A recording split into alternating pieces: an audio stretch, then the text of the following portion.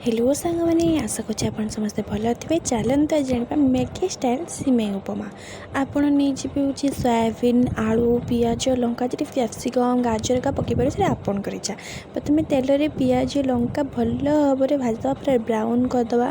तापर सिमेई तो आम प्रथम भाजी देपर हूँ आलू पकईदे और सोयाबीन पकई देकी भल भाव भाजी देता ताकू पूरा जमी ब्राउन होमती भाव में भलकिना पकईदे तापर हूँ टमाटो पकई देकी भलकिना कषिदे कषि सारा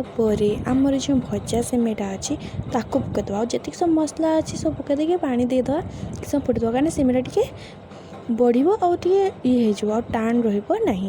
तो आपण मैंने यहाँ ये रेसिपीटा ट्राए करूँ केमी लगे मत कमेंट माध्यम निहाती जनातु आउ यहाँ रुटी सहित बहुत टेस्ट लगे खाली पेट भी खाइले बहुत टेस्ट लगे आपण मैंने मो वीडियो जो भल लगी लाइक शेयर सब्सक्राइब निहाती करदेवे। धन्यवाद।